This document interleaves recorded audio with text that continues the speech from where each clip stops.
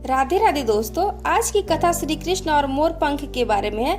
जानिए इस कथा में कि श्री कृष्ण अपने सर पे मोर की पंख क्यों धारण करते थे। तो कथा इस प्रकार है। गोकुल में एक मोर रहता था। वह रोज भगवान कृष्ण के दरवाजे पर बैठकर एक भजन गाता था।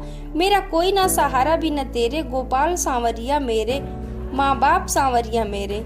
रोज आते जाते भगवान के कानों में उसका भजन तो पड़ता था, लेकिन कोई खास न ध्यान देते। मोर भगवान के विशेष स्नेह की आस में रोज भजन गाता रहा। एक एक दिन करते 1 साल बीत गए। मोर बिना चूके भजन गाता रहा। प्रभु सुनते भी रहे, लेकिन कभी कोई खास तवज्जो नहीं दिया। बस वह मोर का गीत सुनते, उसकी ओर एक नजर देखते और एक प्यारी सी मुस्कान देकर निकल जाते।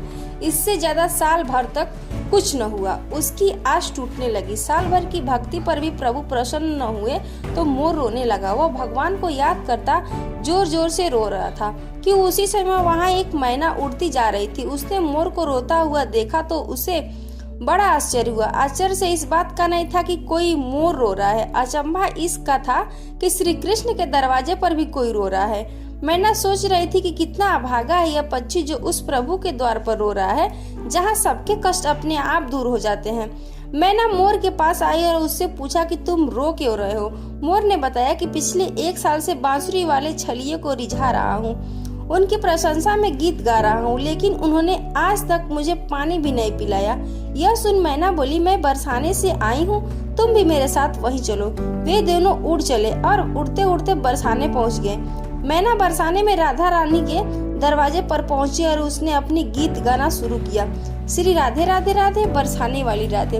मैना मोर से भी राधा जी का गीत गाने को कहा। मोर ने कोशिश तो की, लेकिन उसे बांके बिहारी का भजन गाने की ही आदत थी। उसने बरसाने आकर भी अपना पुराना गीत गाना शुरू कर दिया। मेरा कोई ना सहारा भी न तेरे, गोपाल सांवरिया मेरे, माँ बाप सांवरिया मेरे। राधा जी के कानों में यह गीत पड़ा। हुआ भागकर मोर के पास आई और उसे प्रेम से गले लगाकर दुलार किया। राधा जी मोर के साथ ऐसा बर्ताव कर रही थी जैसे कोई उनका पुराना खोया हुआ परिजन वापस आ गया है। उसकी खातिरदारी की और पूछा कि तुम कहाँ से आए हो। मोर इससे गदगद हो गया। उसने कहना शुरू किया, जय हो राधा रानी। आज तक सुना था कि आप करुणा की मूर्ति है, लेकिन आज यह साबित हो गया कि राधा जी ने मोर से पूछा वह उन्हें करुणामय क्यों कह रहा है। मोर ने बताया कि कैसे वह साल भर श्याम नाम की धुन रमाता रहा, लेकिन कन्हैया ने उसे कभी पानी भी नहीं पिलाया। राधा जी मुस्कुराई। वह मोर के मन का टीस समझ गई और उसका कारण भी।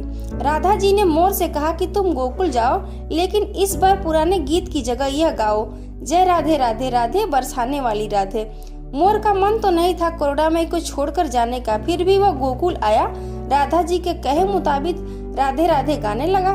भगवान श्री कृष्ण के कानों में यह भजन पड़ा और भागते हुए मोर के पास आए, गले से लगा लिया और उसका हाल चाल पूछने लगे। श्री कृष्ण ने पूछा कि मोर कहाँ से आए हो। इतना सुनते ही मोर भड़क गया और मोर बोला, वाह छलिए, 1 साल से मैं आपके नाम की धुन रमाता रहा था, लेकिन आपने तो कभी पानी भी नहीं पूछा। आज जब मैंने पार्टी बदल ली तो आप भागते आए हैं। भगवान मुस्कुराने लगे। उन्होंने मोर से फिर पूछा कि तुम कहाँ से आए हो। मोर सांवरिया से मिलने के लिए बहुत तरसा था।